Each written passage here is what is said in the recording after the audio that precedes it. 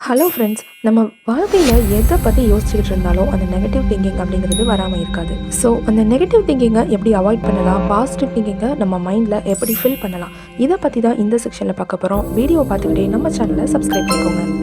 நீங்கள் கவனிச்சிருக்கீங்களா, நம்ம சந்தோஷமாக இருக்க 10 காரணம் இருந்தாலும் ஏதோ ஒரு பிரச்சனை உங்கள் மைண்டுக்குள்ளே வந்துருச்சுன்னா அந்த சந்தோஷம் முழுக்க கெட்டு போயிடும்.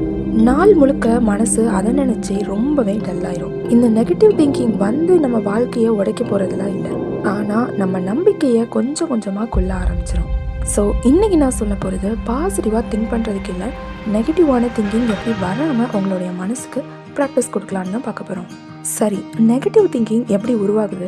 அந்த நெகட்டிவ் திங்கிங் அப்படிங்கிறது நமக்கு எனிமிலாம் இல்லை, அது நம்ம மனசோட ஒரு சேஃப்டி சிஸ்டம் தான். சரி, நம்ம மைண்ட் எதுக்காக அந்த நெகட்டிவிட்டியெல்லாம் கிரியேட் பண்ணுது? அது சில பழைய நினைவுகள், உங்களுடைய காயங்களாக இருக்கலாம், தோல்விகளாக இருக்கலாம், என்ன ஆகுமோ அப்படிங்கிற சில பயமாக இருக்கலாம், ஓவர் திங்கிங். ஏன்னா நம்ம மனசுக்கு ஒரு வேலை இருக்குது, நம்மளை பாதுகாக்கிறது. அதனால நம்ம லைஃப்பில் நடந்த ஒஸ்ட் சீனை ஃபஸ்ட்டு நமக்கு முதல்ல காட்டிடும்.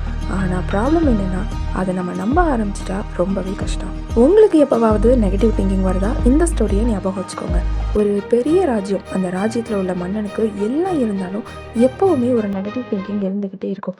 நாளைக்கு என்ன நடக்கும், எல்லாரும் என்னை ஏமாத்திடுவாங்களோ, என் ராஜ்யம் என் கையை விட்டு போயிடுமோ, இந்த மாதிரியான பல நெகட்டிவ் திங்கிங் இருந்துக்கிட்டே இருக்கும். ஒரு நாள் அந்த ராஜ்யத்துக்கு ஒரு முனிவர் வராரு. மன்னர் அவர்கிட்ட, முனிவரே, என்னோட மனசு அமைதியாவே இல்லை, நான் என்ன ஒரு நல்ல விஷயம் நினைக்க போனாலும் அது கெட்டதுலேயே தான் முடியுது, அந்த தீய எண்ணங்கள் தான் எனக்கு நிறைய வருதுன்னு சொல்லி வருத்தப்படுறாரு. இதை கேட்ட முனிவர் சிரிச்சுக்கிட்டே அந்த மன்னரை ஒரு கண்ணாடி மாளிகைக்குள்ள கூட்டிட்டு போறாரு. அங்க ஆயிரக்கணக்கான கண்ணாடிகள் இருக்கு. மன்னர் உள்ள நுழைஞ்சதுமே அவரோட முகம் பயத்தால நிரம்பி இருக்கு. அந்த 1000 கண்ணாடிகளும் அந்த பயத்தை தான் பிரதிபலிக்குது. இப்போ அந்த முனிவர் மன்னர்கிட்ட ஒரு முறையாவது சிரிச்சு பாருங்கன்னு சொல்றாரு. அவர் சிரிக்கவும் அந்த 1000 கண்ணாடிகளும் அந்த சிரிப்பை தான் பிரதிபலிக்கும். இப்போ முனிவர் சொல்றாரு, உலகம் அப்படிங்கிறது ஒரு கண்ணாடி மாதிரி, நீங்க நடந்து போற பாதையில எந்த ஒரு எண்ணங்களை கொண்டு போறீங்களோ அதுவே தான் உங்களுக்கு திரும்ப கிடைக்கும்னு சொல்றாரு. ஸோ நெகட்டிவ் திங்கிங்கை நம்மளால நிறுத்த முடியாது. உங்க மனசுல எதை பெருசா வளர்க்குறீங்களோ அதுதான் உங்களுக்கான ஒரு பயனா இருக்க போகுது. இப்போ இதெல்லாம் எப்படி மாத்தலாம்? அதுக்கு ஒரு ஈஸியான 4 மெத்தட்ஸ் இருக்கு, வாங்க குயிக்கா பார்க்கலாம்.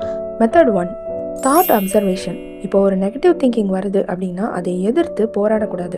இந்த மாதிரி நினைக்கக்கூடாதுன்னு சொல்லாமல், சரி இப்படி ஒரு எண்ணம் வந்திருக்கு, நம்ம அலர்ட்டாக இருக்கணும், அதோட நிப்பாட்டிக்கிட்டு அதை அப்சர்வ் பண்ணணுமே தவிர அதை முழுசாக நம்பக்கூடாது. அந்த திங்கிங்க்கு எந்த ஒரு ரியாக்ஷனும் கொடுக்கக்கூடாது. Method 2, replace don't remove. மனசில் எப்போவுமே ஒரு காலியான இடம் இருக்கவே முடியாது.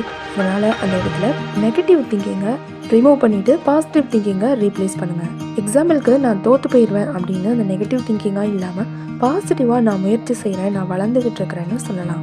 Method 3, ancient technique. அதாவது பழங்கால முனிவர்கள்லாம் சொன்னது என்னென்னா, காலை பொழுதுல நம்ம மனசு ஒரு பச்சை குழந்தை மாதிரி இருக்குமா, என்ன சொன்னாலும் கொஞ்சம் நம்பிடும். அதனால அந்த நேரத்தில் நல்ல வார்த்தைகள், நல்ல சிந்தனைகள், நல்ல கதைகள், இந்த மாதிரியான ஒரு பாசிட்டிவ் திங்கிங்காக உங்கள் மைண்டுக்கு கொடுத்தீங்கன்னா அது அந்த டே முழுக்க ஒரு எக்கோவாக உங்களுக்கு இருக்கும். Method 4, 1 question hack. எப்போ எந்த ஒரு சிந்தனை வந்தாலும் இந்த ஒரு கேள்வியை கேளுங்க, இந்த எண்ணம் என்னை வளர்க்குதா அல்லது தோற்கடிக்குதா? உங்கள் வளர்ச்சிக்கான ஒரு எண்ணமாக இருந்தால் அதை பாராட்டலாம், அல்லது உங்களுக்கு ஒரு பயத்தை கொடுக்கு அப்படின்னா அதை ஈஸியாக அவாய்ட் பண்ணிடலாம். ஸோ லைஃப் ரொம்ப சிம்பிள் தாங்க. பாசிட்டிவ் திங்கிங் அப்படின்னு சொல்லி வானத்தில் பறக்க போகிறதில்ல, நெகட்டிவ் திங்கிங்காக நம்பாமல் இருந்தாலே நம்ம லைஃப் ஈஸியாக மாறிடும்.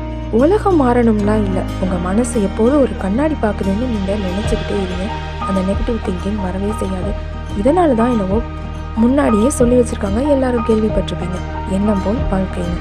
அதனால உங்கள் எண்ணங்களை மாற்றினாலே வாழ்க்கை தானாக மாறும்.